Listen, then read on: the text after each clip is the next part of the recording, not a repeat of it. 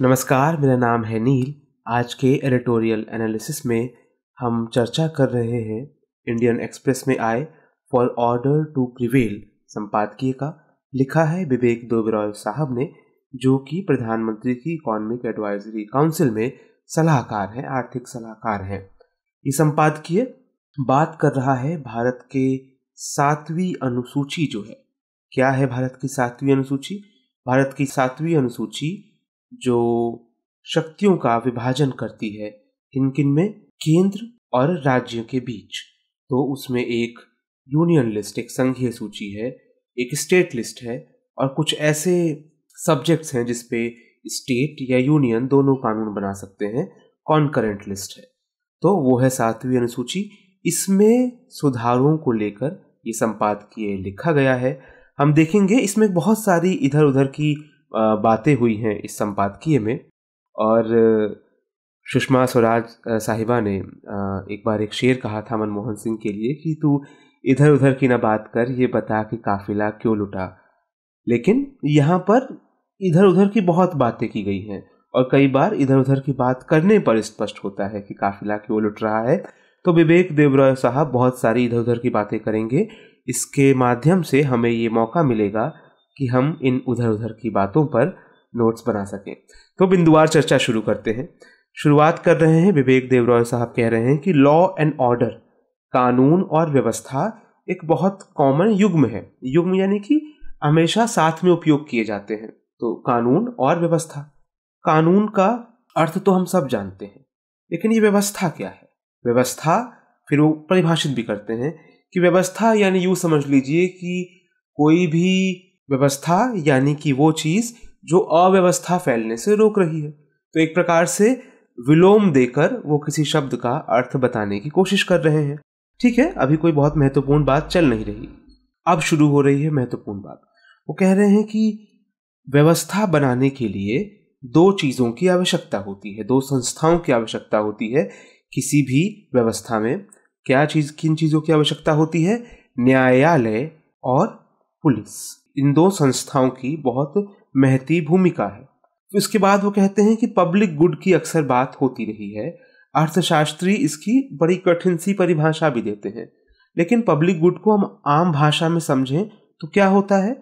लोग उसको इस तरह से समझते हैं कि कोई भी ऐसी सुविधा जिसको देने का प्राथमिक दायित्व सरकारों का है, उसको हम पब्लिक गुड कहते हैं।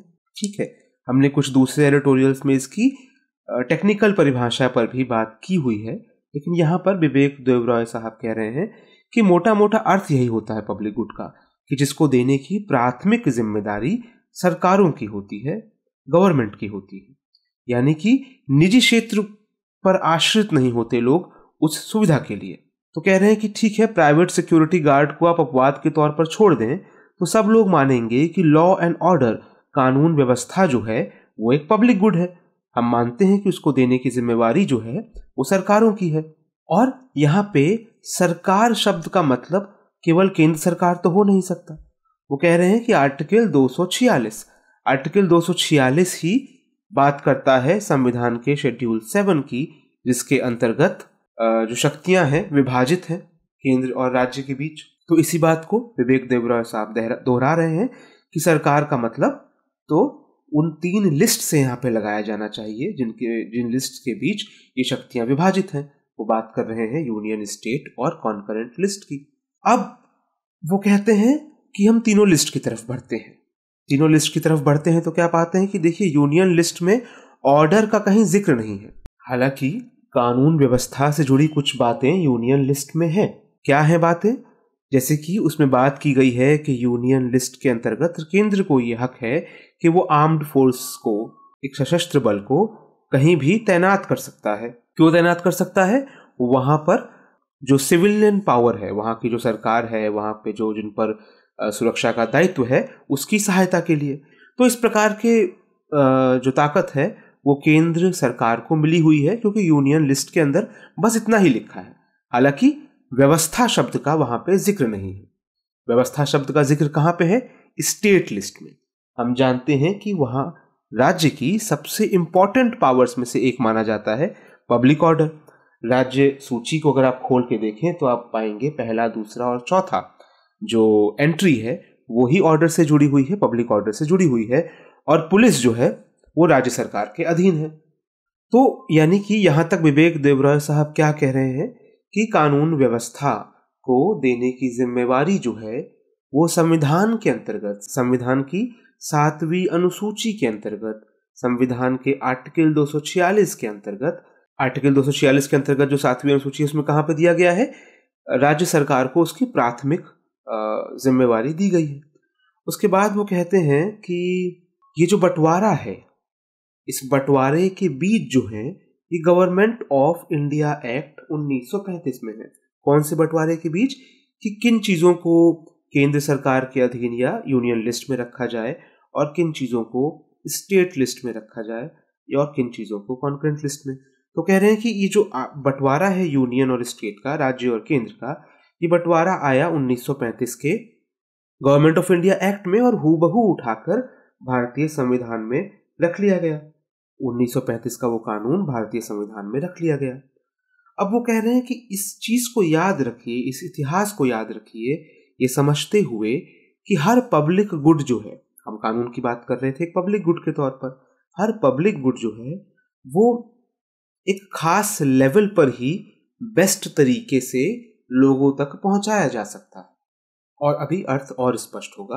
वो कह रहे हैं कि देखिए, अगर आप उससे ऊपर के स्तर पर पहुंचाने की कोशिश करेंगे तो भी सब ऑप्टिमल रहेगा, यानी जितना फायदा उस सुविधा का, उस सेवा का लोगों को होना चाहिए था वो नहीं होगा।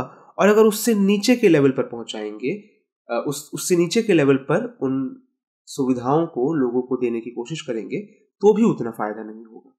और स्पष्ट करते हैं, वो कह रहे हैं कि देखिए, अधिकतर सेवाएं लोकल गवर्नमेंट लेवल पर जब दी जाती हैं तो वो ज्यादा फायदा पहुंचाती हैं या फिर ज्यादा फायदा पहुंचा सकने की क्षमता रखती हैं बनिस्बत कि वो केंद्र सरकार या राज्य सरकार की ओर से दी जा रही हूँ। हम जानते हैं कि यही तो पूरा कंसेप्ट भी रहा जो 73वां और 74वां संशोधन आया भारतीय संविधान में, जिसके द्वारा लोकल गवर्नमेंट को एक प्रकार से बहुत सारी ताकतें देने पर बात हुई। उसका रीजन यही था कि लोकल गवर्नमेंट बेस्ट सक्षम है सुविधाओं को लोगों को देने के लिए। तो ऐसे में वो कह रहे हैं कि 7वीं अनुसूची में कायदे से एक जगह बननी चाहिए जहां पर एक लोकल बॉडी लिस्ट भी हो, क्योंकि हम अभी तो जानते हैं कि केंद्र और राज्य दोनों अपनी जो कानून बनाने की क्षमता है वो डिराइव कहां से करते हैं, संविधान से, इन मुद्दों पर संविधान की 7वीं अनुसूची से। लेकिन जो लोकल बॉडीज हैं ये अपनी ताकत संविधान से ना लेके स्टेट से डिफाइन करती हैं। क्यों? क्योंकि बहुत 73वें और 74वें संशोधन में राज्य के पास ये ताकत है अल्टीमेटली कि वो किन किन ताकतों को लोकल बॉडीज को डेलीगेट करेगी, उनको प्रदान करेगी और किस तरीके से करेगी, उसकी डिटेलिंग करने का अधिकार जो है वो राज्य सरकार के पास अभी भी है। तो यहां पर ये आर्गुमेंट क्या दे रहे हैं कि ये अधिकार जो है ये राज्य के पास नहीं रहना चाहिए, बल्कि साफ साफ तौर पर 7वीं अनुसूची में लिस्ट कर देना चाहिए। क्योंकि जो सारी डिमांड्स हैं जो जनता द्वारा की जाती है सुविधाओं से, जन सुविधाओं से जुड़ी, पब्लिक गुड्स से जुड़ी, वो सीधे सीधे पहुंचती है लोकल गवर्नमेंट के पास सबसे तेजी से। लेकिन जो अधिकार होता है वो राज्य सरकारों के पास रह जाता है या केंद्र सरकारों के पास रह जाता है। लोकल सरकारें उनको जवाब नहीं दे पाती, भले ही वो जवाबदेह सबसे ज्यादा होती हैं। तो उसके बाद वो कह रहे हैं कि इस चीज को अगर हम जान लें तो ये बात बड़ी आश्चर्यजनक लगती है कि संविधान सभा की बहसें जो हो रही थी वो इस बात पर ध्यान नहीं दे पाई। वो कहते हैं कि एक मेंबर बी दास साहब ने ये सवाल उठाया भी था। क्या सवाल उठाया था? कि यूनियन लिस्ट में, यानी लिस्ट 1 जो है उसमें 91 सब्जेक्ट हैं और संविधान सभा के कई लोग कह रहे हैं कि हम इन सब्जेक्ट्स पर बहस करेंगे, जो कि अच्छी बात है। लेकिन उन्होंने डिमांड किया कि भाई हम उन प्रिंसिपल्स पर बहस नहीं कर पा रहे, हम उन प्रिंसिपल्स पर क्यों नहीं बहस कर रहे जिनके आधार पर ये लिस्ट बनी है।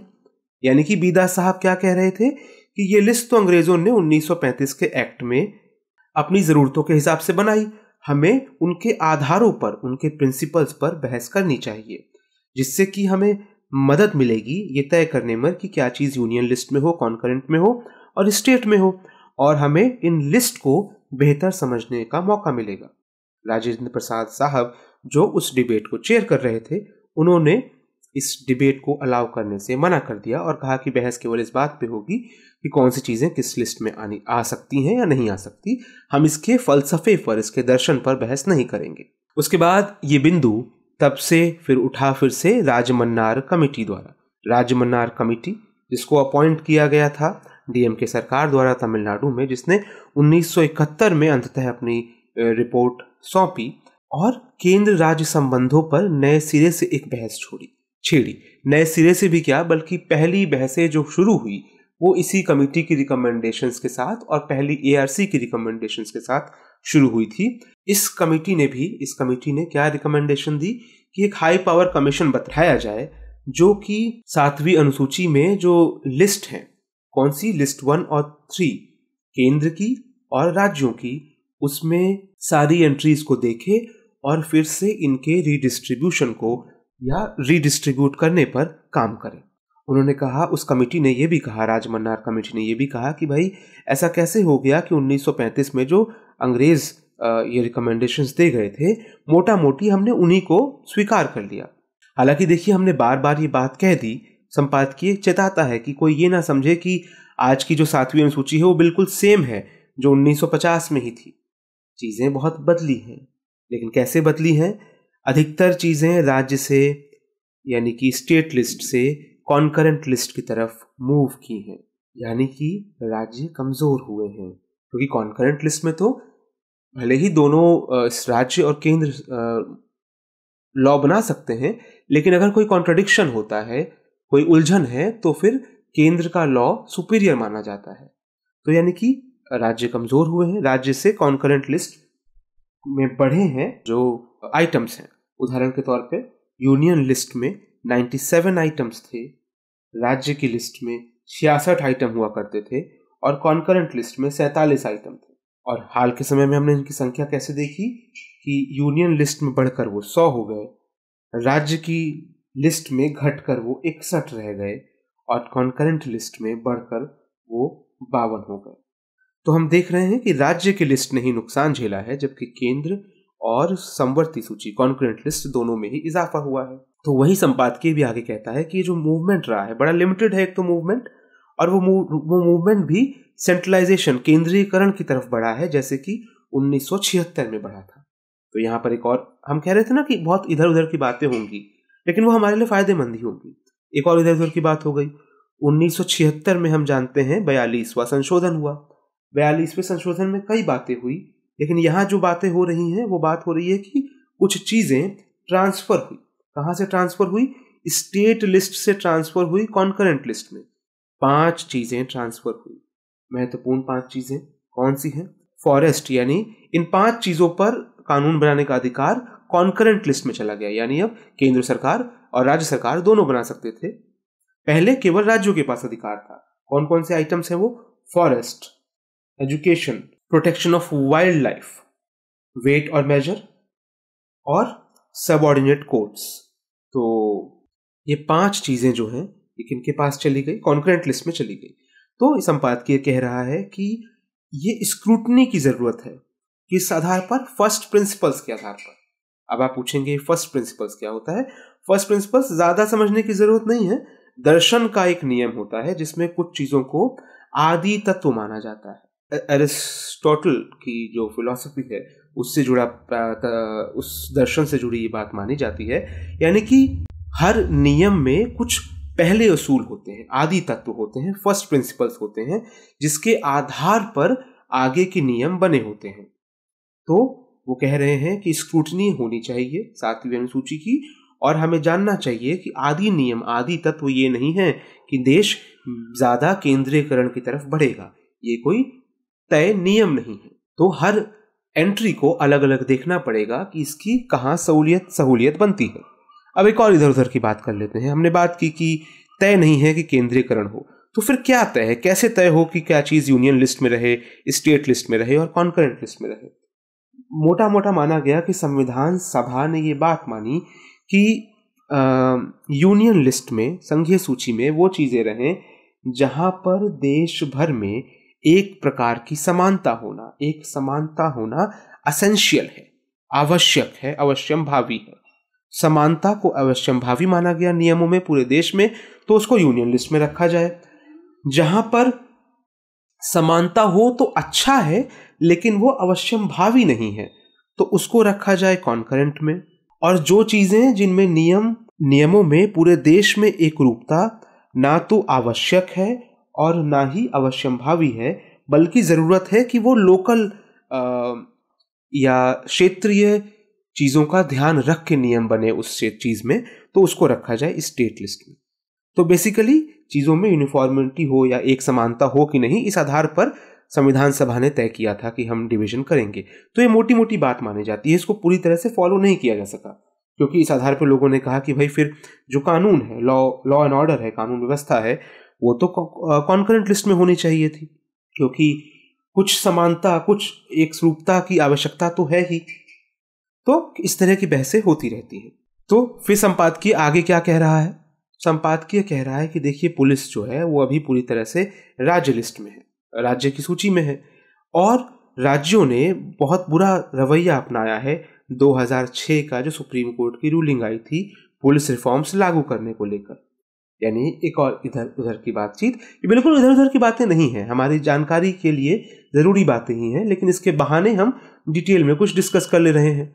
हम जानते ही हैं कि 2006 में सुप्रीम कोर्ट ने प्रकाश सिंह साहब, जो उत्तर प्रदेश और असम के भी पूर्व डीजीपी रहे थे, बीएसएफ के डीजी रहे थे, उनकी रिटायर होने के बाद उन्होंने ये केस फाइल किया था। उस केस में सुप्रीम कोर्ट ने रूलिंग दी। वो केस भी उन्होंने क्यों फाइल किया था? क्योंकि एक 1977 में आईएएस अधिकारी धर्मवीर की अध्यक्षता में एक समिति गठित हुई थी, राष्ट्रीय पुलिस आयोग नाम से एक समिति गठित हुई थी। उसने कुछ सुधारों की सिफारिश की थी। जिन सुधारों की सिफारिश की थी वही सुधार थे कि कार्यकाल निश्चित होना चाहिए पुलिस के अधिकारियों का, बाहरी हस्तक्षेप नहीं होना चाहिए पुलिस के कामकाज में, और पुलिस सुधार आयोग की स्थापना होनी चाहिए। ये रिकमेंडेशंस थी धर्मवीर कमीशन की एक तरीके से। इन रिकमेंडेशंस को लागू करने को लेकर प्रकाश सिंह साहब ने केस किया था। उस पर फिर सुप्रीम कोर्ट ने कुछ गाइडलाइंस दी। क्या गाइडलाइंस दी? कि स्टेट सिक्योरिटी कमीशन का गठन किया जाए, जिससे पुलिस पर कोई बाहरी दबाव काम ना करे। इसके अलावा पुलिस कंप्लेन अथॉरिटी बनाई जाए, जो कि गंभीर शिकायतों की जांच कर सके। सभी को, पुलिस थानेदार से लेकर डीजीपी तक को एक निश्चित कार्यकाल दिया जाए, कम से कम 2 साल का। इसके अलावा पुलिस की जो इन्वेस्टिगेशन और लॉ एंड ऑर्डर संभालने की ड्यूटी है, दोनों को अलग अलग किया जाए। विवेचना के लिए एक अलग विंग हो और कानून व्यवस्था या बंदोबस्त के लिए एक अलग विंग हो। तो ये मेन मोटी मोटी 4-5 रिकमेंडेशंस थी, महत्वपूर्ण ये 4-5 रिकमेंडेशंस थी। तो उसी को ये संपादकीय कह रहा है कि किसी भी राज्य ने बहुत गंभीरता नहीं दिखाई है इन रिकमेंडेशंस को लागू करने को लेके। तो ऐसे में ये बात रह जाती है, जो हमने कही थी कि ये बात रह जाती है कि भाई क्या जो पुलिस है वो डिजर्व करती है स्टेट लिस्ट में रहना, या जैसा कि बहस चलती रही है इसको कॉन्करेंट लिस्ट में शिफ्ट किया जाए, लॉ एंड ऑर्डर के सब्जेक्ट को पुलिस के सब्जेक्ट को। इसके बाद संपादकीय कहता है कि इसी विषय पर विधि सेंटर फॉर लीगल पॉलिसी ने एक रिपोर्ट भी लागू की थी 7वीं अनुसूची पर। छोटी सी रिपोर्ट है, 72 पन्नों की, साफ सुथरी लिखी हुई है।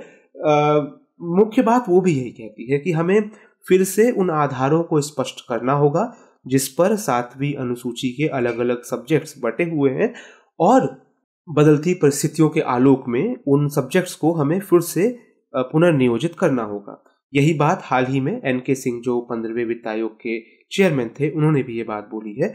उन्होंने ये बात आर्टिकल 282 के संदर्भ में भी बोली।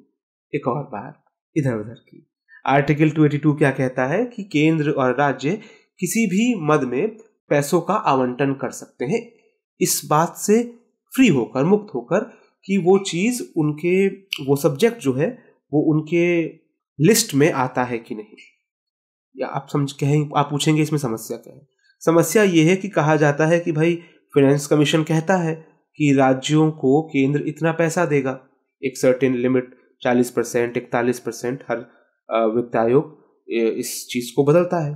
अब ये रिकमेंडेशंस जो दी जाती हैं, साथ ही में हम जानते हैं कि जिन कई तरीकों से केंद्र राज्यों को पैसा देता है उसमें एक चीज होती है सेंट्रली स्पॉन्सर्ड स्कीम। तो सेंट्रली स्पॉन्सर्ड स्कीम में पैसा केंद्र देता है, लेकिन यह भी तय केंद्र करता है कि वो पैसा खर्च कहां होगा। लेकिन उसमें से राज्यों का एक बड़ा हिस्सा जो है एक प्रकार से केंद्र खर्च कर देता है खुद तय करके, और उसमें वो ये ध्यान नहीं रखता कि वो यूनियन लिस्ट का मैटर है कि स्टेट लिस्ट का मैटर है।